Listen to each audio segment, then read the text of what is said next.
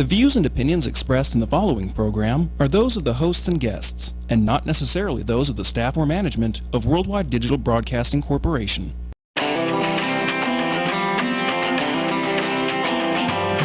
Hot topics, food, fun, entertainment, and serious business.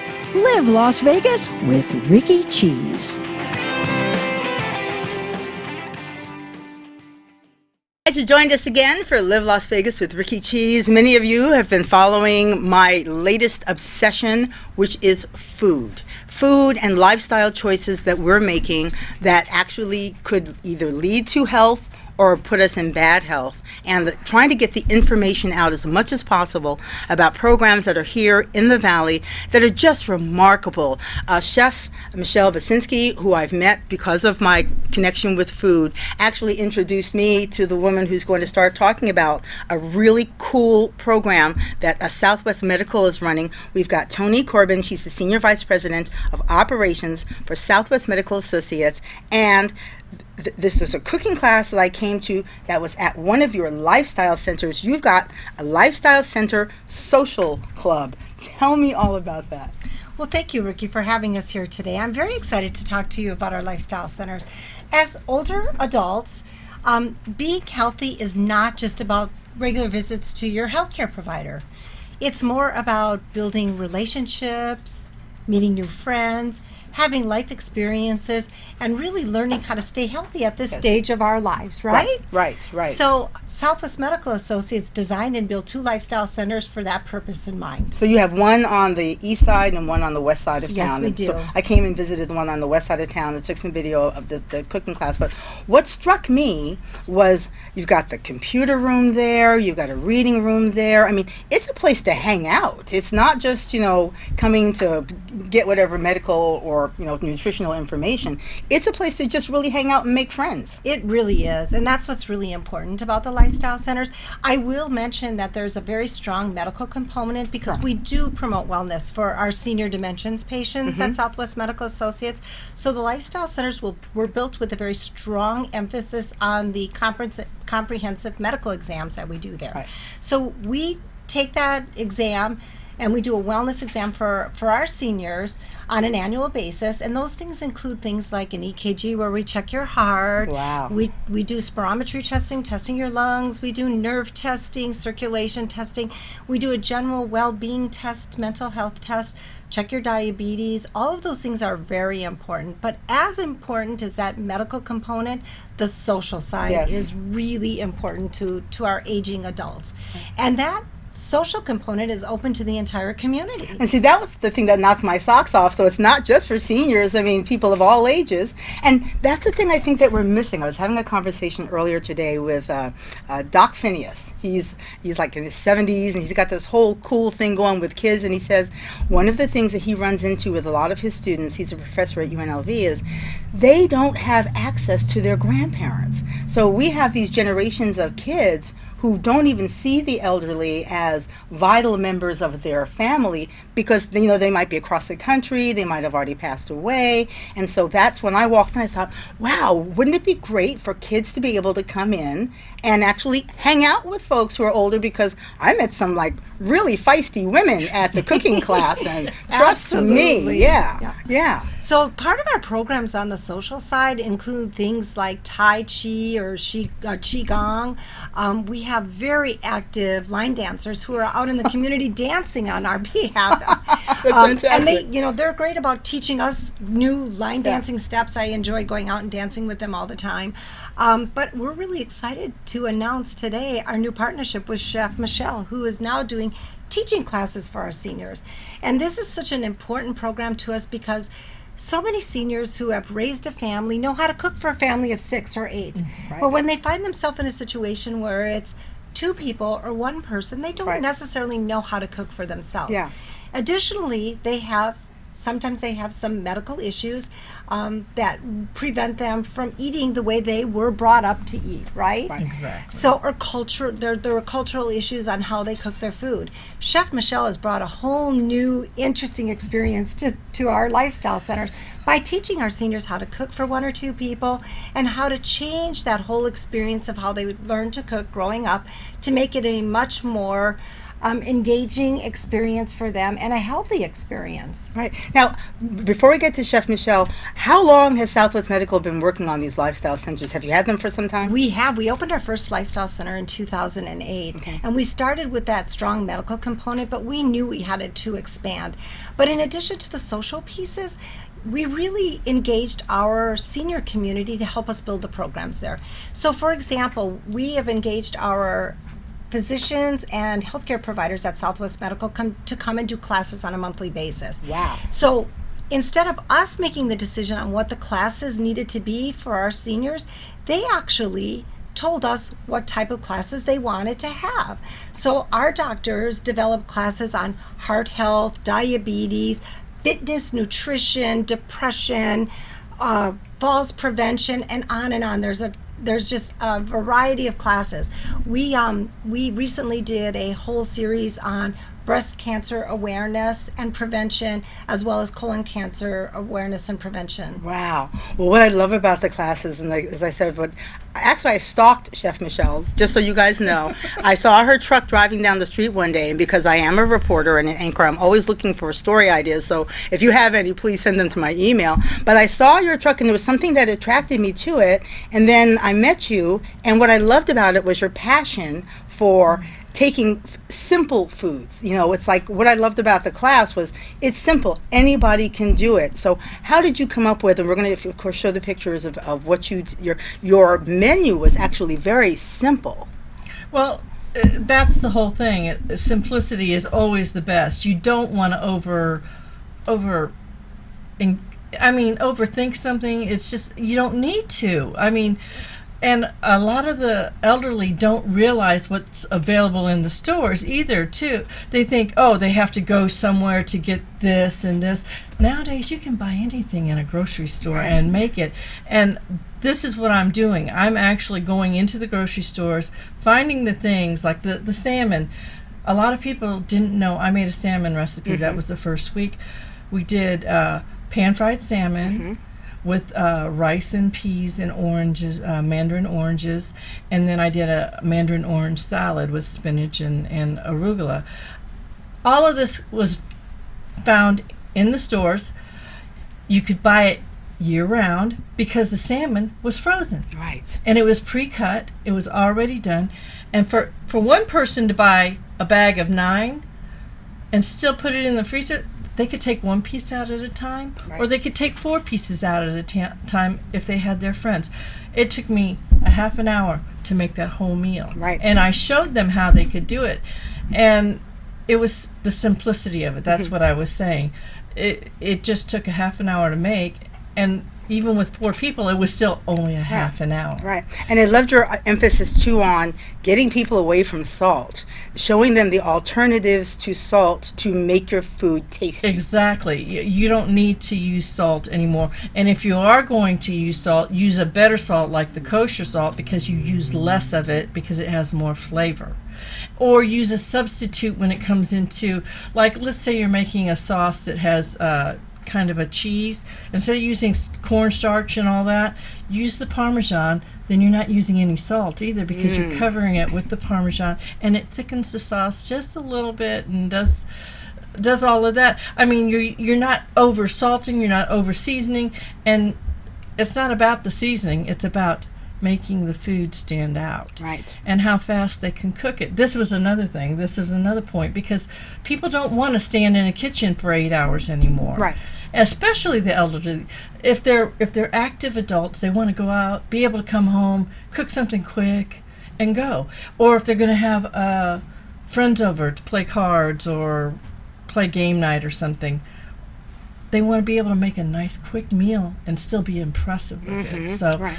And that's what that's the whole thing. Like I said, simplicity is always the best when it comes to recipes, and I don't know why anybody would make it so hard. I mean, the other day I was looking for a recipe for a soup, And I was just looking up all my friend recipes and stuff, and I love Julia Childs, okay, but her recipe had 35 seasonings in it, and I'm like, like a little bit of this and a little bit of that. It's like, really? And I was like, I love this recipe, but I'm not going to make it. Right. You don't need a recipe to have more than 7 things in it, Right, seriously, yeah. to make it taste good and to make everybody happy and be impressed with it, seriously. Right. It's just, nowadays, the things that you can find in the store, what we've come up with and how things are frozen, it's not like a TV dinner anymore. You can actually buy stuff year-round and get it and still eat it. I explained to them also about the salt content in canned vegetables and frozen vegetables. I said, frozen vegetables, if you want the same frozen vegetable that you eat during the summertime, a frozen vegetable is better than a canned vegetable because canned vegetable has all the salt, all the chemicals. But a frozen vegetable, you just steam it lightly or put it in a pan with a teeny bit of water, and it's going to come out beautiful and just the same, and you're not going to have to worry about the salt except for what you put in it. Right. So. And I loved how you also talked about, and you've seen her classes, the presentation. Even if you're eating at home by yourself, you still want your food to look good. I mean, it's important. Yes. I mean, your body is actually responding to what your food looks like already. It's all in your mind. 50% of it is in your mind. The smell, the look, and the taste is the last thing that's going to be done. If it doesn't look good, you're not going to like it. I mean, very rarely will you eat something that looks like, you're going to look at it and go, oh my God, that looks. If it tastes bad, it tastes bad, but you're going to go, man, but it looked beautiful. Well, we shot some video of Chef Michelle in action, so we're going to take a quick look at one of those as she's talking to the class, and they're just enraptured. Because it's just a touch, okay? It's to taste, basically. Whatever you like to taste, the more it goes in last, because you'll taste the seasoning and you'll see if you want more. But you bring the orange juice to a boil after you've melted the butter and the seasoning in the pan. Bring it up to a boil and then turn it down to a simmer. Let it simmer for a little bit. It's not going to thicken in your pan until you turn the pan off. So don't look for thickening. The only thing you need to do is take a nice metal spoon, stick it in there while it's cooking, and go like this. If you see a film on your spoon, it's ready. I was hanging on her every word, and I know the chef, so these ladies were really appreciating this, and this partnership is really important for you folks at Southwest Medical too, because it is, because Chef Michelle really understands the needs of our aging population. So, for example, if anyone in the audience that's participating has a special diet, say they're on a health heart meal, a special diet for their healthy heart, or if they're a diabetic, Chef Michelle will give them special instructions on how to modify the menu and use special ingredients so that they can make the same meal and it can taste just as great as the meal that she's preparing that day. Yeah. Well, and what's great about this too is I sit and I talk to them. They all get recipe cards before when they leave this, so they can take notes too while I'm and I sit and I talk with them and ask them if they have questions. They ask me what they need, and I'll tell them what they need to do as far as that goes. And not only, these aren't just ladies. I have men in these classes too. These single men that want to be able to cook and they want to impress their girlfriend and things like that.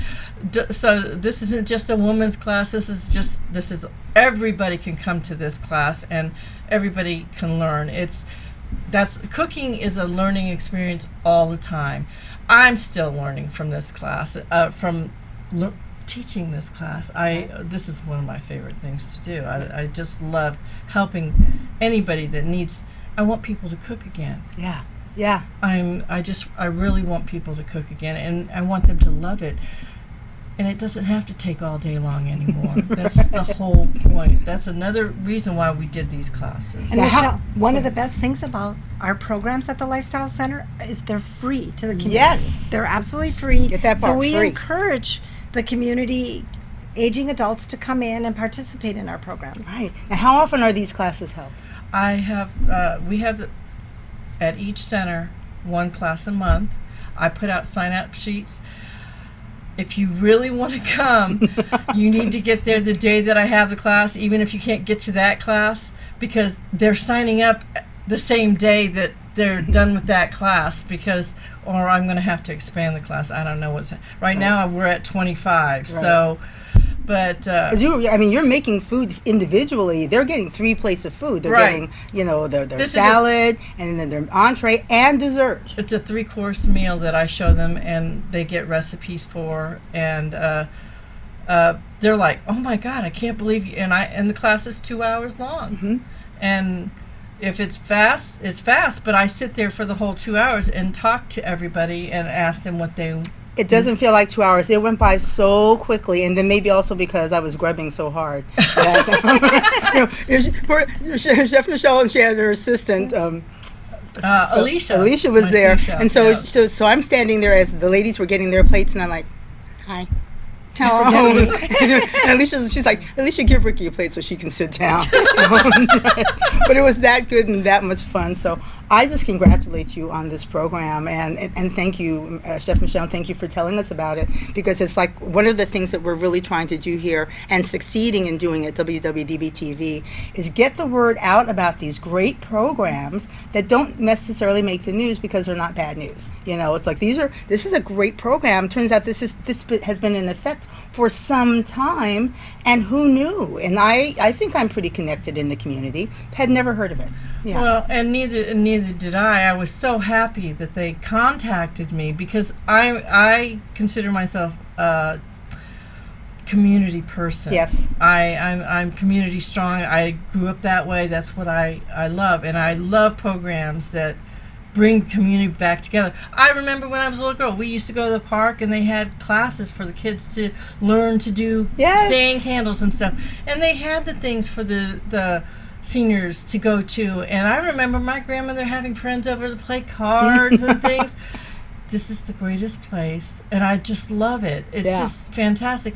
They're playing cards, they're getting together. The energy level at the one I went to up in the Summerlin area was so amazing. And like I said, we had this one lady who was sitting there, and she was just eavesdropping, and she overheard the class, and she was ready to sign up like right then. She wanted me to give her the sign up sheet. Right. And it's like, no, that's okay. We'll keep a chair for you. We promise. So, and she was sitting there front and center when it was time for that class. So Rikki, we're going to invite you to come out and do some dancing with our line dancers. I would love to. That will be a really fun event for us. Yes. Thank you. Well, thank you very much, Ms. Corben, for being a guest on our show. Thank you for inviting us today. And we will follow up. And if you have any other programs going through the lifestyle centers you would like us to get the word out about, we'll do it. Absolutely. Thank you. Yes. All right. You guys stay tuned. We're going to be talking to Andy Bellatti, a nutritionist, and we'll be right back.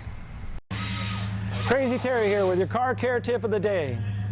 So it's not a bad idea every now and then to check your battery. If you don't know how to do it, have somebody check it for you. Just a visual inspection can tell you a lot about your battery. So as we can see here, this battery's got a hold down. It's nice and tight. The cables are on. They don't look bad. We've got a cover. We don't see any corrosion. Everything's kind of tight, looking good. A little bit of dirt, that's normal, but nothing's leaking. No real cause for alarm here. So that's a good sign. Doesn't mean it's good, but at least visually we know that it's intact.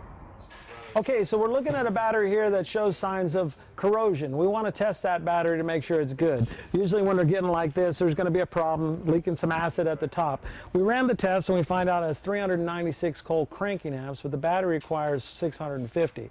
So it's just not enough. The battery is going to go soon. Better to know now than later. Okay, so the benefits of checking the cable is because this cable's rotted out. What we'll find is this is the problem, not the battery. So it'll save you from buying a battery, still having the no start, only to find out that it's a cable. This type of corrosion is common in diesels. Okay, so we're getting ready to jump the car, but we have to have some battery cables. And we have to check those too before we hook them up to the battery. So here we have our standard set of battery cables. We just look them over, see if the ends are frayed, if everything's connected all right. Everything looks good here. Wouldn't hurt to check the rest of the cable just to make sure the dog didn't get it and chew it up. We have red and black. Red's positive, black's negative. You always want to hook the positive up first and then the negative. And I'll show you how that's done right now. Keep these off to the side so they're not touching each other. Hook up your positive. You can find that right here by the plus sign, the negative sign. Plus is positive, red. Make sure that's securely hooked up. Keeping these away from each other. Hook up your negative cable. Just got to fight it on there. Figure out a way to get it. Wiggle it a little bit so it ensures a good connection. Now you're transferring voltage. If I hit these two together, we're going to spark. Kind of want to avoid that. Won't kill you. Kind of fun. A lot of people think if they can turn the headlights on, the battery's fine. That's not always the case. It takes very little amperage to turn a light on, but it takes a lot of amperage to start the starter.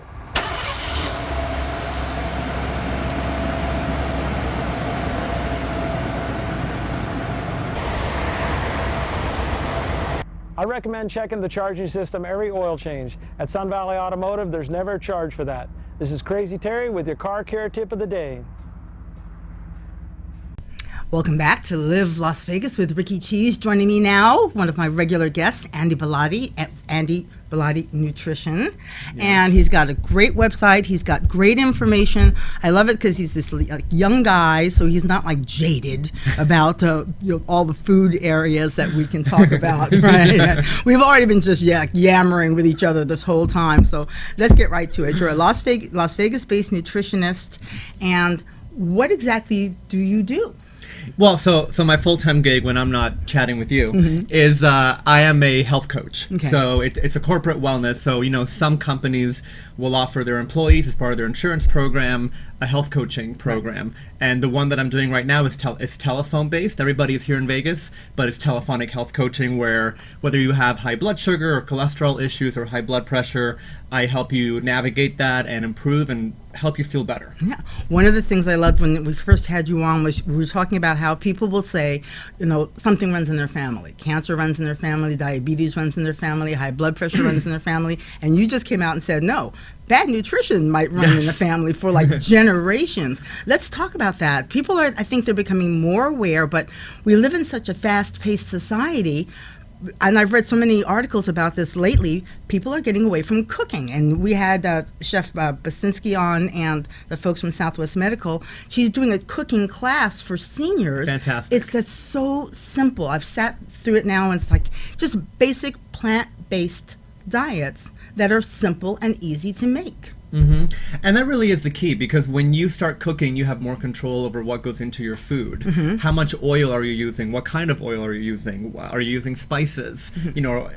I think having that control over what you put into your mouth and your body is really the key, because a lot of times, even when you go out to a restaurant or fast food or whatever it might be, you don't really know what's happening in that kitchen. Right. Meaning, even your vegetables. Right? Are they being cooked in corn oil, which is not very healthy, or olive oil? But even with that, how much, and so on and so forth. So cooking is really to me, it's ultimately about empowerment. Mm-hmm. Because also when you learn how to cook healthy recipes, you're not depending on anybody else for your health. Mm-hmm. It's in your hands. And that's the best feeling. And you're spending a lot less money to actually cook at home. Right. Yes. So let's talk about a plant-based diet. We're hearing that. Yeah. It's almost become like sort of this lingo that people talk about. And what does that really mean? Well, so it has different definitions, right? But I would say that at the very least, to me, a plant-based diet is one where about 75% of what you're eating are whole plant-based foods. Okay. Now, of course, the other end of that is where people who are 100% plant-based, which would be called a vegan diet. But I think that even if you're 75% or more plant-based, I even think that gives you a good number of benefits, because I would wager that the average American right now is maybe about 30% plant-based. Wow. Because also with plant-based, we're talking about whole foods. Okay. So French fries, they're a plant, but that's not really plant-based, right? Soda, I guess sugar is a plant, but that's not plant-based. Right. So we're talking about whole food plant-based. Right, yeah. Nothing that's processed. The processed food industry is really ramping it up these days. It's whole, and some of your blog posts I've been looking at, some of the things that they're saying about what actually constitutes good nutrition is frightening, because people are not doing their homework. We were just talking about Coca-Cola, where you said that was actually there was like a product that was being marketed as good for your health? Yeah, so what happened, and this is just so indicative of kind of how desperate the industry is. So last year, Coca, and this was in the Associated Press, so it's not just like I heard it, in somebody's basement. This is like real, this is real news, okay? It's not fake news. Yeah, it's not alternative news. Right. It's a real deal. So what happened was that Coca-Cola had hired and paid some dietitians to write a column, because February is Heart Health Month. Right. So last February, there were columns in maybe say 100 national newspapers written by a dietitian. Okay. What wasn't mentioned in that story is that the dietitian was asked to do this by Coca-Cola. Right. But that column about heart health and heart healthy tips talked about things you can eat or drink for your heart health. And it included things that initially sounded fine, like, for example, snacking on almonds. Okay, fair enough. Right. But then somewhere in there, they threw in also a mini can of Coke can be a heart healthy snack. How is that possible? It beats me. With the sugar and the chemicals, really? Absolutely not. Right. But what's scary is that people would read that and they would think it's just a regular column, not understanding that essentially it was an advertisement paid for by Coca-Cola. Right. And that's really disturbing. Right. And that's something I find very frustrating from a journalistic standpoint, is how hard it is to find out who paid for any study. Because my favorite one is, I don't see how coffee is the best thing that happened to you on a Monday, but then coffee will kill you on Friday. So in between Monday and Friday, who wrote that study and how did that get to be so wrong? Wine is good for you on one day and then it's going to kill you on another day. And I would think that just common sense would tell people, let me question this information and where is it coming from? Yes, and so there's a few things, what you just talked about is starting to become more of a hot topic in the nutrition and public health world. So I know that recently there was an announcement that certain journals were going to now require disclosure statements as far as fantastic. Yes, the authors are, get money from X, Y, and Z. But one thing that happens, and the food industry again caught on to this. So you hear of certain what are called front groups. So you might hear, for example, and there's a real one, the International Food Information Council. It sounds so scientific, right? And so unbiased. Yes. Well, and then you find out they're funded by Coca-Cola, McDonald's, Kellogg's, General Mills, and not surprisingly, it's known as IFIC. Okay. IFIC supports the processed food industry. Right. But somebody who doesn't know all that, they hear about this council talking about how, soda isn't really that bad for you, and you wouldn't add two and two together. Let's talk about water. Yes. I love it that people will go in and spend a ton of money on bottled water. Now, in my family, I'm the only one I'm not down on the whole bottled water thing. I'm just like, when we were in the Philippines and we were kids, we drank the water out of the tap and none of us died. So if somebody even catches me taking a glass to the faucet, there's like 3 or 4 bodies that throw themselves in front of me going, no, that's going to kill you. It's like, no. Do you guys know what's in these bottles? And it's like the plastic that's been sitting and we don't know how long it's been bottled or how long these pallets have been exposed to, when they were shipped from wherever they came from. And what makes you think that the water in the bottles is better? I don't understand. Yeah, well, not to mention that there's actually been studies where some bottled water is tap water. That actually has been looked into. So you're being sold tap water at a premium, which makes no sense. Right. And then now what I'm seeing that also is it's harmless, but it's not necessary. The alkaline water with the higher pH. Yes. What is that all about? Well, it's pseudoscience. It's a marketing thing. It's totally marketing, because what happens is that our stomach is always at an acidic pH. It's I believe the pH is 2. Okay. So no matter what you're eating, when it hits the stomach, it becomes acidic as well. So this whole idea of alkaline water doesn't make any sense. There's no benefit to it. Now look, if you want to spend 5 times the cost and drink it, it's not going to do anything bad to you. Right. But it's just amazing how even with bottled water, there's all this crazy marketing that isn't based on any science whatsoever. Yeah, and when I walk into like any convenience store, I'm just amazed at all of the options of bottled water, and I've still got my bottle in the car going, I get mad at myself if for whatever reason I've run out of water from the house, and so I actually have to pay $1 for a bottle of water. It's like, really? I planned that poorly? It's like crazy. And not to mention, too, that, something else that really disturbed me when I kind of looked into the bottled water business is that, for example, some companies were taking, 2 years ago when California had that horrible drought, Right. these companies were taking water from California, which needed all the water that it needed, and then using that and bottling it and selling it to people. So a lot of times too, environmentally, these companies are going in and having access to reserves Right. in places that they should not have access. Right. Let's talk about fruit and fruit juices. A lot of people think that they're firing up their juicers and they think they're doing the best thing and they're throwing the pulp away. So let's talk about that. That's a shame because for a few reasons. Number one, when you juice and then all that pulp you have left over, all the fiber is there. Right. Fiber is so important for health. We should be getting about 30 grams a day. And by the way, fiber is only in whole plant-based foods. Right. Average American getting 14. So most people need to be eating a lot more fiber. Right. When you're juicing, you're not getting any. And not just the fiber, but a lot of the antioxidants that we know are good for our health are bound to the fiber. So a lot of that really great stuff that we know is good for your blood pressure, for your heart, for your blood sugar, you're also throwing that away. Right. So it's really, I prefer something like if you blend, for example, because at least in a blender, whatever you're putting in there is all staying in there. Right. So at least there you're keeping the fiber. But juicing is really a shame nutritionally because you're throwing so much good stuff away. Right. And the meat industry. You hear about this all the time, and it kind of goes over people's heads. And honestly, because I grew up and I was such a carnivore, it really took kind of a little bit of a health scare for me to start, actually going toward a plant-based diet.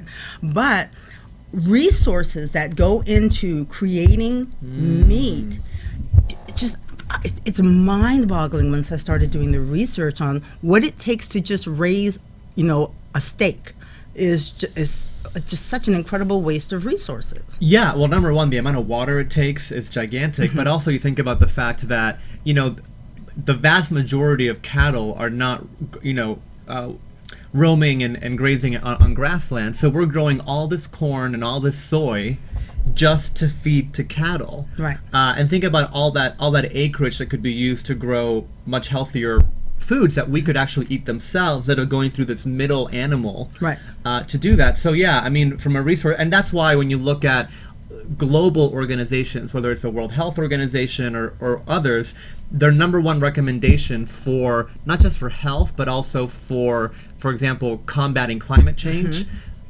lowering the amount of meat that you're eating has more of an impact than driving a hybrid car. Really? Yes. Wow.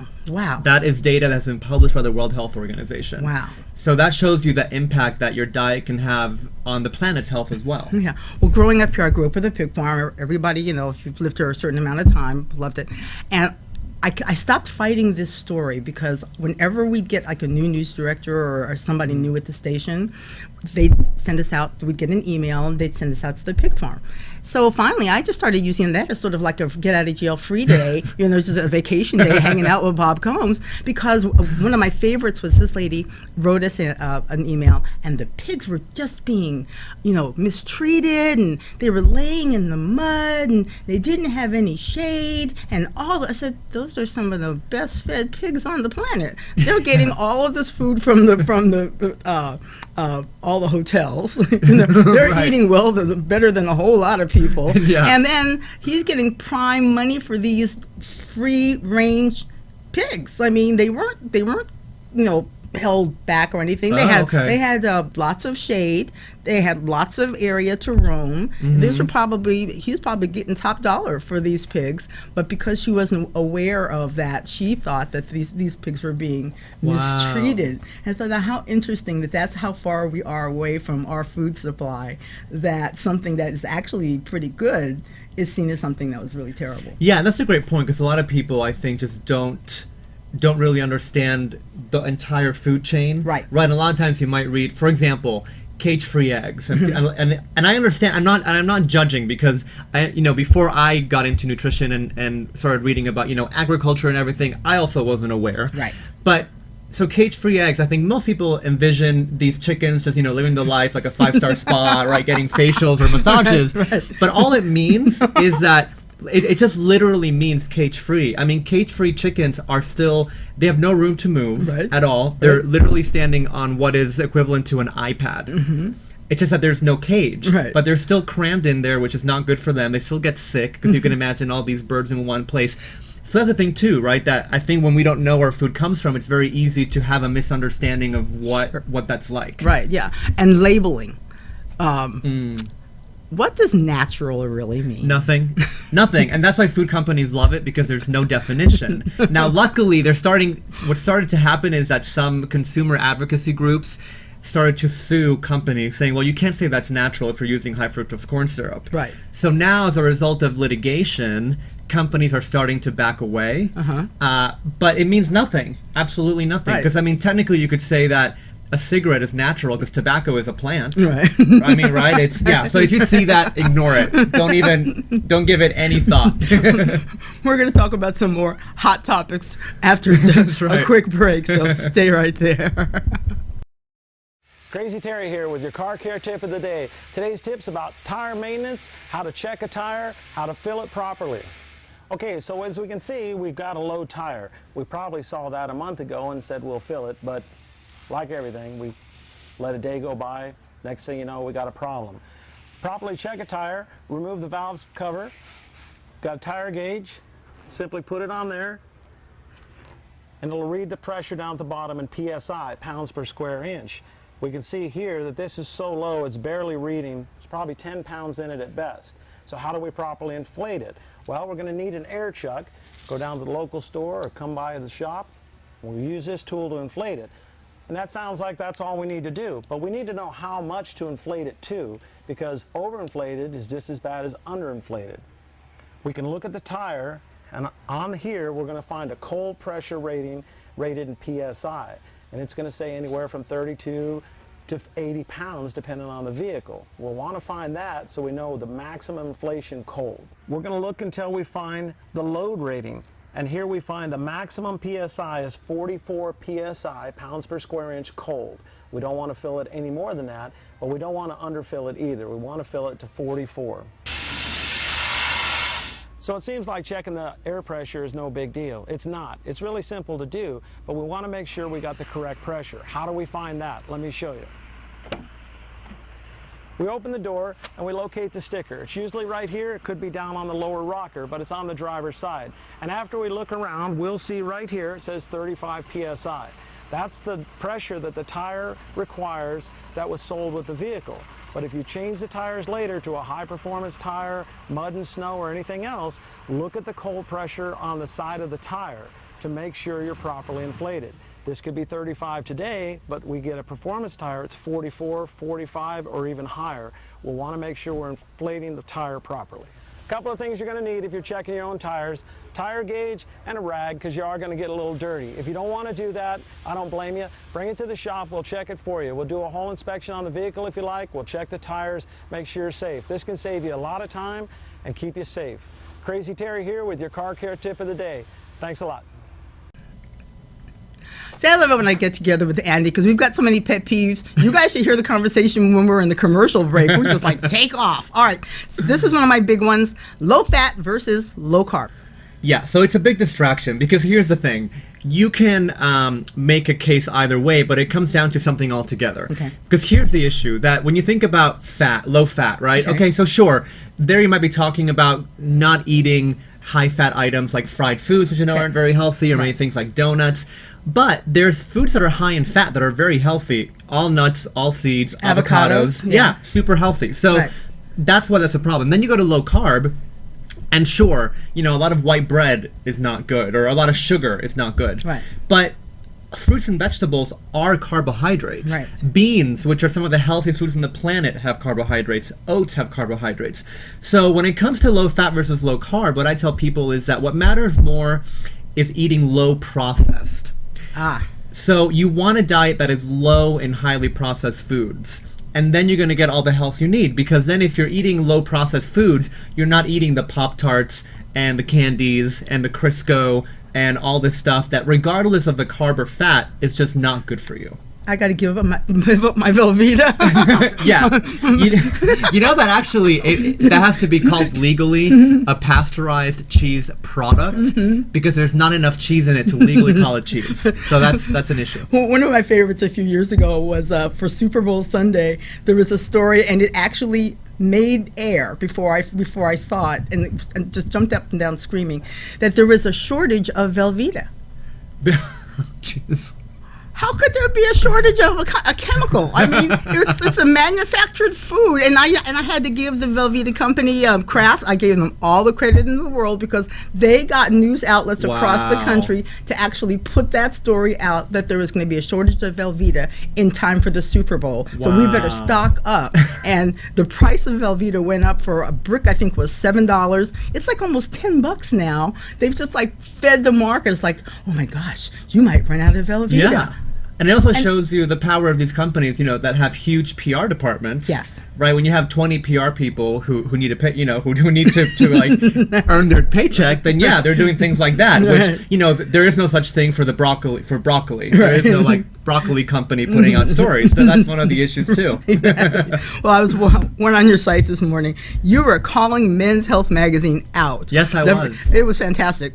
Your first one was complete protein. What does that mean? Okay, so here's the thing, that this is like an outdated concept that is still flying around. So we're talking 30 or 40 years ago, because nutrition science does evolve over time. Right. So back 40 years ago, it was believed that animal products had complete protein, meaning, I don't want to get too jargony, but I'll make it quick. There are what are called essential amino acids. Right. Essential means that you have to get them from food. Your body can't make them, right? So meaning all those amino acids, you need them, and you need to get them from food. And we knew back then that animal products had them all in one package. Okay. But when you look at plant foods, well, they would have these amino acids, but not these, and then this would have this one and not this one.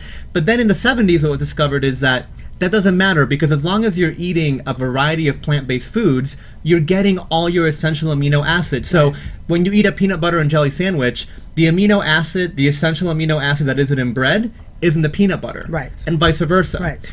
But people still keep repeating, well, you have to eat meat because otherwise you're not getting your complete proteins. And it's like, well, no, 40 years ago we already knew that as long as you're eating a variety of plant-based foods. Now, sure, if all you're eating, which nobody would do, if all you're eating is white bread and nothing else, then yes, you would be getting incomplete protein, you would be missing some amino acids, and that would be a problem. But nobody does that. Right. So when I saw that Men's Health magazine had an article today where they were warning people that if they didn't eat meat, they weren't getting complete proteins, I called it out. All right, and then the other one that you called out was that beans have carbs that make it hard to lose weight. I don't understand how beans get such a bad rap, other than flatulence. I mean, right? Yes, yeah. Right. I don't get it either, and that's another thing too. I mean, that's not even. You can't even argue that with the science. And that's a perfect example of people not understanding that, look, carbs are a nutrient. They're not a food. Now, sure, there are some high carbohydrate foods, as I was just saying, that are not good for you. Candy is pure carbohydrate, sugar, soda. Right. But beans are so healthy because they have so much fiber. And we know from the science, high fiber diets actually help with weight loss. Right. So beans help. So I could not believe the misinformation. And look, it wouldn't surprise me if Men's Health maybe gets a little bit of funding from the meat industry, or there's something going on, because that degree of misinformation raises my red flag. Right. And then one of my other favorites is, how did apple cider vinegar become the cure-all for everything? And if you go on anybody's website, especially like the news websites, there's always this like really like weird suck you in ad that like, I just lost all this weight. And then you get down to apple cider vinegar. If that were true, I would look like this by this time. For all the apple cider vinegar I have, sipped down in my lifetime, I wouldn't even be sitting up here. And so sometimes I just amuse myself by trying to look at the picture, and it gets down to apple cider vinegar, and I, had a couple of teaspoons every day, and the weight just melted off. If that were true, nobody would be overweight. Right, and maybe what they're not mentioning is that the only thing they ate was 2 teaspoons of apple cider vinegar a day, because then that would be starvation, and I could see how that could happen. But yeah, it's amazing how, and I hear it all the time. Well, yeah, I hear it very often from people who think maybe whether it's to to improve their blood sugar or to lose weight, where they're asking, well, what if I took a shot of apple cider vinegar? And my response is, well, it's not going to hurt you, but it's unless you also address A, B, C, D, and E of your actual diet, it's not going to do anything. And not to mention, I mean, look, I like the flavor of it, maybe like in a mix, in a salad dressing or something else. But taking a shot of apple cider, it's not even really pleasurable. I mean, everybody's cringing, everybody's kind of like making this It's kind of nasty. Yeah, so why put yourself through that, you know? And then we're also talking about the difference between just like the regular apple cider vinegar and Bragg's, which has the mother in it. And who's mother? And even when I buy it myself, because I can't help it, I'll buy it, and it's like, when did they start putting the mother in it? And maybe I don't want somebody's mother in my apple cider. Right, back off. And you got all the stuff at the bottom. Is it supposed to make it better or something? It's like, what? So the idea is that the mother culture, has some probiotics, but again, it's this marketing thing where it comes down to the fact that even if it has a mother and it has the probiotics, the amount of apple cider vinegar that you're eating in a day, if you're even using it as a salad dressing, is so minimal that it doesn't have that much effect. It reminds me of when you buy something and you might see that it has like the very last, because you know how ingredients are in order of how much, and the last ingredient is like broccoli powder. I mean, so like broccoli dust is not going to do anything. Same with the apple cider vinegar. Just have half an avocado on your salad, and that'll do a lot more, and you'll enjoy it, and we know it'll help you. One of the things I found out when I got my first taquita, it is true, and we don't talk about it enough. Next time you're on, we need to talk more about exercise. I didn't change my diet at all. What happened was I was walking Sean every day, and then I came home one day and he'd eaten half the drywall in the family room. Oh. So I thought something was wrong with him, that he was sick, and so I took him to the vet, and my vet says he's not getting enough exercise. I was like, I walk him every day. He says, well, he needs more than that. Just by walking him, it is true. If you walk 45 minutes a day, you will lose weight. And I think that's what also gets lost in our discussions about nutrition, is that you got to get off the couch. It's like if you really, really want to improve your overall health, eating well is not necessarily going to be enough to make you healthy. Well, and I think that it's that combination where it's kind of about, exercise being that supplement to the healthy diet. And what happens too is that you also have to people often forget that exercise and walking, it also has benefits for, like, we know that if you walk for 20 or 25 minutes after a meal, just you don't have to jog, you don't have to run, just walking lowers your blood sugar an extra 20%. Wow. We also know, and these studies are so interesting to me, that people who walk, I believe it's like maybe 3 to 4 times a week for 30 minutes, when you do it for at least 3 months, there's a certain part of your brain that actually enlarges, and therefore it helps protect you against Alzheimer's. Really? Things like that. So yeah, exercise also, I know that we're in this society that talks about exercise with weight loss, but the health benefits, even for your mood, for your emotional state, for your bones, all these things about, as you get older with osteoporosis, people think they have to take all these calcium supplements. Well, sure, but also if you move your body and you engage your bones and your muscles, that goes a long way too. Right, and you don't have to necessarily go to the gym. No. I'm the only member of my family who's not a regular gym goer, because it's like, that's so much work. I can just walk the dogs around the neighborhood. By the time I get dressed up to go to the gym, to fight over a machine, it's like, I'm all stressed out. It's like, so it's sort of like defeated the whole purpose of, and I just don't love it, but I do love looking at the birds, and I do love, looking at the sidewalk and looking at my neighbors and who's got really good bushes and that type of thing. Yeah. That's fun. Well, and I like to tell people, ultimately, physical activity is about whatever makes you feel good. If the gym doesn't make you feel good because you find it stressful or whatnot, then don't go to the gym. Do whatever makes you feel good, and that's up to each person to do. Okay, so how can people find you, and if they want you to be their wellness coach? Sure, so you can check out my website, which is Andy Bellatti, ANDYBELLATTI.com. There's a link to my blog there. On Twitter, I'm also Andy Bellatti, and on Facebook as well. Right. So you can look me up. All my contact info is there, and you can see what I'm ranting about today. There's always something. And there's always something. It's fantastic. I'm so glad you were on the show today, and want to thank again Chef Michelle Basinski and Toni Corben from Southwest Medical, talking about the wellness centers. 2 sides of town. The cool thing is the Southwest Medical, their social club is geared towards seniors, and Michelle's Chef Michelle is doing the cooking classes. However, it's also open to the public, and it's free. That's great. That's so they so do great. line dancing. They do all of these different medical tests, and they really are about wellness. They're not about sickness. And honestly, this last class I went to, those ladies were feisty. I mean, it was fantastic. And my favorite was Gladys, who I think she's like maybe 90 or something, and she was like one of the first people in line. She was just like, I'm ready to go. Let's get this party on the road. So, I love that. It was really, really nice. So we thank you for joining us, and of course, you should just always just look him up, because the man is really funny, and then we'll have him back on the show, and I'll find something else to rant about. So thank you for joining us on Live Las Vegas with Rikki Cheese. You guys have a great week.